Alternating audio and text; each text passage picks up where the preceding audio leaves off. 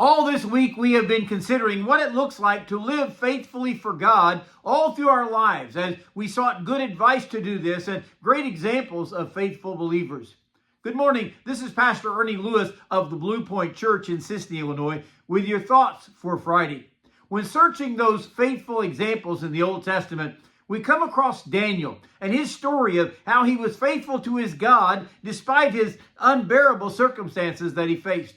First of all, we read how Daniel was taken away as a captive, away from his home, away from his family, even away from his country at a very early age. Most scholars will place his age at around 16 or 17 years old when he was captured by Nebuchadnezzar. And when he was taken away into this foreign land, he was forced to serve in their government. They even tried to groom him as an official for a godless nation working in an idolatrous society. Not only did he follow their orders and do their work, but he was an exemplary servant. All the while he was serving in Babylon, he continued to pray 3 times a day while facing toward his home of Jerusalem. Many people are turned away from God by their peers or by their circumstances or even just temptations. But Daniel kept his integrity in his foreign land and continued to serve and even worship his God. When he came up for a great promotion, his co-workers were angry and they sought to find fault with him. So in Daniel chapter 6 and verse 4, it says, "So the governors and the satraps sought to find some charge against Daniel concerning the kingdom, but they could find no charge or fault because he was faithful, nor was there any error or fault found in him."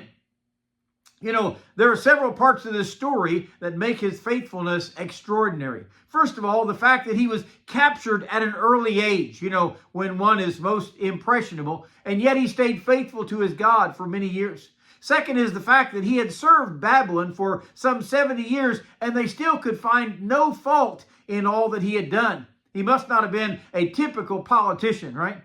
Daniel had been faithful to his God and served in this place for some 70 years. And many people may not like the circumstances they find themselves in. Or maybe they will either blame God, or maybe they'll beg God to change their circumstances, make life a little easier on them. Well, let me point out some of the great parts of the story of Daniel's life. First of all, when he is commanded, as is the whole nation, not to pray to any other god but the Persians, he continues his daily ritual of praying 3 times to God. When he is threatened to be cast into a den of lions, he continues to trust in his God. He has been so faithful that the king of this foreign nation worries and frets all night over his fate while he's there with those hungry lions. Then he runs to check on him the very next morning. Daniel's testimony is so strong that the king says, "Your God, whom you serve continually, he will deliver you." Daniel's faithfulness to God has caused others to believe in him. Now, when the night was over and the king ran to the den, Daniel said to him, "O king, live forever. My God sent his angel and shut the lions' mouths. They have not hurt me because I was innocent." So the king calls the servants to pull Daniel up out of that lion's den, and instead he casts in those accusers who were out to get Daniel, and those hungry lions devoured them immediately. It wasn't they weren't hungry that night Daniel was there. Now they've been waiting all night, and they devour these accusers. Then this godless king makes a decree that all his kingdom must tremble and fear before the God of Daniel. He said, "For he is the living God and steadfast forever. His kingdom shall not be destroyed, and his dominion shall endure to the very end." Man, will our faithfulness today, our faithfulness to God, cause this godless world to believe and to trust in God? Well, we need to keep on following him faithfully as a testimony that God is worthy.